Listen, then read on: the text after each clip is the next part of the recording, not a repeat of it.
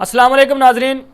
आज के व्लॉग में जिस तरह हमने गुज़श्ता व्लॉग में एक सियासी जज के कौल व फ़ेल में तज़ाद के हवाले से चंद हक़ाइक़ आपके साथ शेयर किए, आज मसूफ़ की तज़ादात से भरपूर ज़िंदगी पर दूसरी नज़र डालेंगे और आपको बताएंगे कि किस तरह मसूफ़ ने कौमी ख़जाने से अपने घर की तज़ीन व आराइश के लिए फ़ंड्स इस्तेमाल किए और CDA के अफसरान को अदालत में बुलाकर ब्लैकमेल किया जाता रहा।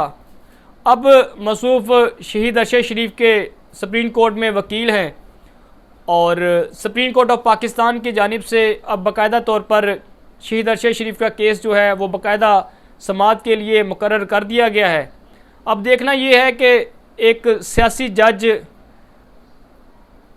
एक ऐसी सियासी जमात के प्रॉक्सी जिन्होंने शहीद अरशद शरीफ पर मुकदमात बेबुनियाद मनगढ़ंत झूठे मुकदमात दर्ज करवाए और एक ऐसी तस्वीर अरशद शरीफ को दिखाई गई, रहना इन्होंने महाल कर दिया। बाज़ा वो कीनिया चले गए, वहाँ पर जिस तरह कीनिया पुलिस ने उनको टारगेट किया और उस सियासी जमात ने जिस तरह उनकी शहादत के बाद लंदन में केक काटा, शादियाने बजाए, वो भी किसी से ढका छुपा नहीं है। चूँकि माजी में किसी भी मज़हब की तकरीबात के हवाले से, त्यौहार के हवाले से कोई ऐसी वीडियो या तस्वीर मंजर आम पर नहीं आ सकी कि शरीफ फैमिली ने कोई लंदन में कोई हिंदुओं की त्यौहार के मौके पर कोई केक काटा हो।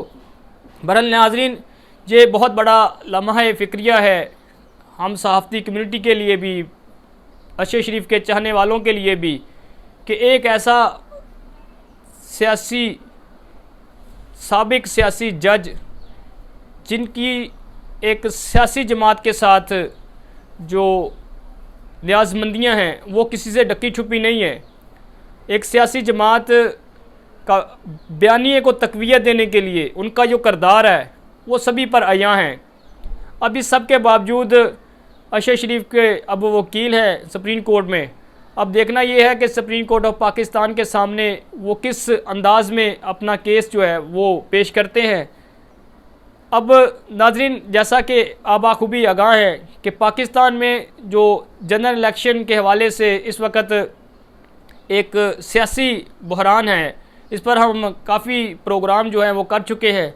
लेकिन नाज़रीन, आज के व्लॉग में जो पाकिस्तान में जो सियासी सूरत हाल है, जिस तरह सुप्रीम कोर्ट ऑफ पाकिस्तान, जिनके पाकिस्तान की सबसे बड़ी अदालत के फ़ैसले को मानना तो दरकिनार, लेकिन फ़ैसले के बाद जिस तरह हमले किए जा रहे हैं एक सियासी जमात, ख़ास तौर पर एक सियासी जमात जिस तरह जजिस पर हमलावर हैं, जिस तरह मैंने अपने पहले व्लॉग में भी कहा कि इनके ख़िलाफ़, इनके पास किसी जज की फ़ाइनेंशियल करप्शन के कोई शवाहिद नहीं है।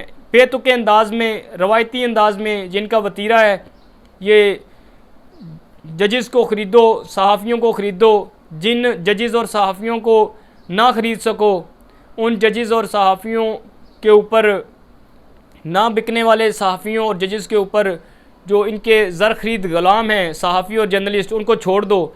ये शरीफ ख़ानदान का वतीरा रहा है, किसी से ढका छुपा नहीं है। बहरहाल नाज़रीन, तुर्किया में एक कुदरती आफ़ात है। रवां साल से जिस तरह ज़ल्ज़ले ने अपनी लपेट में तुर्किया को लिया, इस सब के बावजूद नाज़रीन, इस सब तमाम तर सूरत हाल के बावजूद एक ऐसी कुदरती आफ़त जिसमें 33,000 से ज़ायद लोग लुक़मा अजल बन चुके, कीमती जानें ज़ाया हो चुकी, इस सब के बावजूद तुर्किया में 14 मई को सदारती इंतख़ाबात के हवाले से तैयारियां अरूज पर हैं। इस हवाले से तुर्किया अम्बेसी में वोटिंग का सिलसिला भी जारी है। इस हवाले से आप अपनी स्क्रीन पर देख सकते हैं कि किस तरह इस्लामाबाद में तुर्किया सफारतखाने में वोटिंग का अमल जारी है। लेकिन पाकिस्तान में जो हालात है वो आपके सामने हैं। एक व्लॉग में हमने आपको बताया था कि 1861 में, जबकि अमेरिका में हालात बहुत कशीदा थे, और ऐसा ही दिखाई दे रहा है कि वही स्क्रिप्ट जैसे हालात अमेरिका में 1961 में थे, वही हालात पाकिस्तान में पैदा किए जा रहे हैं, अब तक इस हवाले से पैदा करने की कोशिश की जा रही है। तब तो जो सदारती उम्मीदवार थे, जिस तरह इंडस्ट्रियलिज़म और एग्रीकल्चर से रिलेटेड लोगों के दरमियान लड़ाई थी, और इब्राहिम लिंकन को जिस तरह टारगेट किया गया, मारा गया, जेल में डाला गया, बिल्कुल ऐसी ही सूरत हाल आज पाकिस्तान को दरपेश है। और वहाँ भी सिविल वार की सूरत हाल के बावजूद वहाँ पर भी इलेक्शन हुए। इस तरह बरतानिया में भी हालात बहुत कशीदा थे, इलेक्शन हुए। तुर्किया की मिसाल हमने आपको दी कि वहाँ पर भी इलेक्शन हुए। लेकिन पाकिस्तान में जो इलेक्शन के इनकाद के हवाले से हुकूमती रवैया है वो नहायत ही गैर मुनासिब है। और गुज़श्ता रोज़ सुप्रीम कोर्ट ऑफ पाकिस्तान में इस हवाले से केस की समाअत हुई। Chief justice of Pakistan mister justice Umar Ata Bandial ने वाज़िया तौर पर रिमार्क्स दिए कि हम अब तक सब्र व तहम्मुल का मुज़ाहरा कर रहे हैं, गुस्सा नहीं किया, ना कोई गुस्से में फ़ैसला किया। जो इलेक्शन कमीशन की जानिब से, गवर्नमेंट की जानिब से जो नज़रसानी की अपीलें दायर की गई थी, वो भी उसका भी टाइम गुजर चुका है। हुकूमत ने बर वक़्त कोई इस हवाले से अपील दायर नहीं की, और ना ही फ़ैसला मानने के हवाले से कोई हुकूमत का मुस्बत रवैया है। मुज़ाकरात के नाम पर सुप्रीम कोर्ट ऑफ पाकिस्तान की आंखों में धूल झोंकने की कोशिश की ये होगा कि आइन और कानून, रूल ऑफ लॉ के तहफ़्फ़ुज़ के हवाले से जमहूरी रवायात को मद्देनज़र रखते हुए हुकूमत जो है वो किस हद तक संजीदगी का मुज़ाहरा करती है। दीगर जो कानून नाफिज करने वाले अदारे हैं उनका रवैया आपके सामने है कि सुप्रीम कोर्ट ऑफ पाकिस्तान के हकामात पर अमल दरामद की बजाय मुख्तलिफ़ किस्म की जो सिक्योरिटी के मामला पर, दाखिली सिक्योरिटी के हवाले से रिपोर्ट्स जो हैं वो सुप्रीम कोर्ट ऑफ पाकिस्तान में जमा करवाई गई। और दहशत गर्दी के मुख्तलिफ़ वाक़यात भी गोया रोनमा हो चुके हैं। लेकिन एक तरफ तुर्किया जहाँ पर 33,000 लोग अपनी कीमती जानें गवा बैठे, लेकिन इसके बावजूद वहाँ पर इलेक्शन की तैयारियाँ अरूज पर है।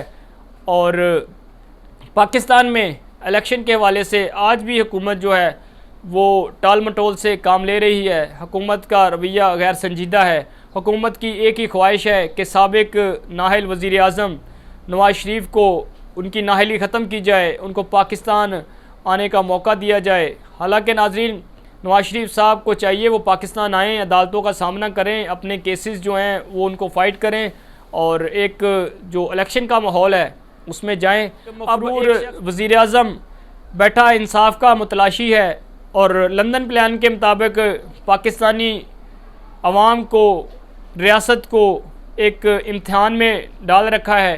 हालांकि उन्हें यहाँ आकर, जिस तरह मैंने पहले कहा, अपने केसेस का सामना करना चाहिए ताकि पाकिस्तान में रूल ऑफ लॉ, जमहूरियत, आइन की बालादस्ती के लिए उनके किरदार को जो है वो याद रखा जाए। बहरहाल उनका जो पाकिस्तान की सियासत और जमहूरियत में जो किरदार है वो किसी से ढका छुपा नहीं है। इंशाअल्लाह ताला नाज़रीन, मज़ीद इस हवाले से भी आपके साथ गुफ्तगू का सिलसिला जारी रहेगा। हमें अपनी दुआओं में याद रखिएगा। अल्लाह हाफ़िज़।